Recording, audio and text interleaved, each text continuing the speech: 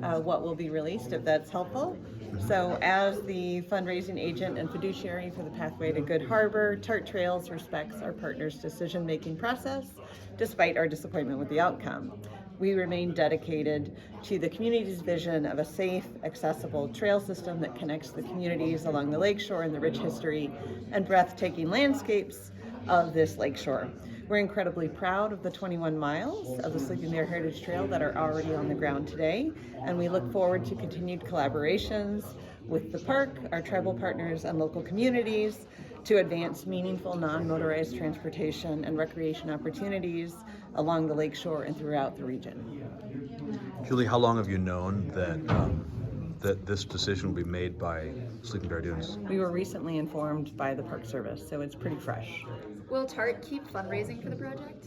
No, not for the Good Harbor section. What's going to happen to the money you've raised so far? That's a great question. We have a lot of conversations between the Park Service. So we are the fiduciary and fundraising agent with the Park Service. So these are technically Park Service funds that we've raised, and they're donor restricted for this segment. So we have a lot of conversations on what is going to happen. Where does the Park Service want to continue these conversations with community and tribal stakeholders on what are their future connections within the lakeshore. So we will have conversations with donors who have contributed to this section on what those possibilities may be. And how much money is that so far? That I will have to get confirmed. I should know that off the top of my head. Jakob, I'm looking at Elizabeth to know if we have it firm. 2.6 million. 2.6. Okay. Approximately. That's been raised. Yes.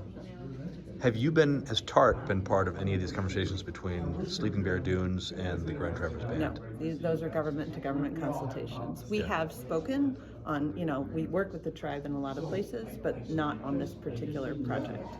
So we were aware of, obviously, their August 26th letter, but these are government-to-government consultations. Right. When you say the August 26th letter, are you referring to the tribe stating that they were not in support? The letter that they sent to the DOI, Sleeping Bear Dunes National Lakeshore, and yeah. Okay. Yep. So do you expect segment 9 to happen at all? Oh, I can't predict the future on that one, but certainly not in the near future. What does this mean for the connectivity of the trail, like this grand vision for connecting Sleeping Bear and Suns Bay?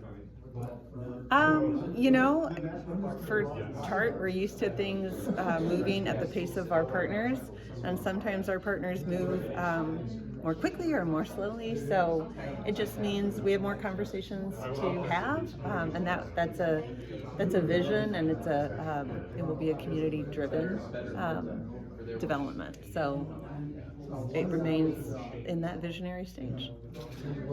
Julie, kind of like echoing what Ellie asked, I mean, writ large, forest and the trees, what does this mean for biking in Northern Michigan, recreational, development for the purposes of recreation in this region? What does this mean for all of that?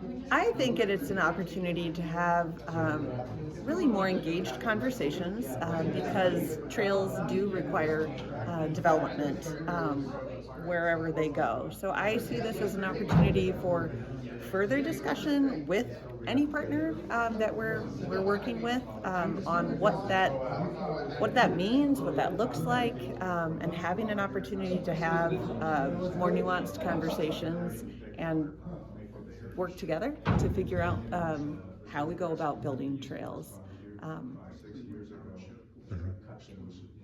What do you think we lose without segment 9 happening? That's a great question, and that's part of our disappointment. We lose safe access, right? It is not a safe place to bike or run along M22 and that section of the park. It is not comfortable.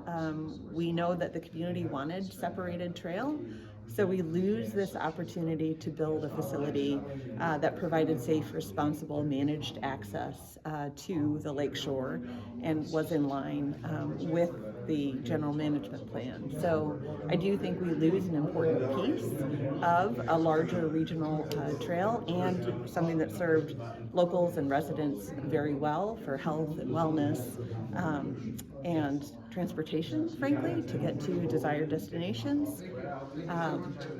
So Okay, thanks. Yeah.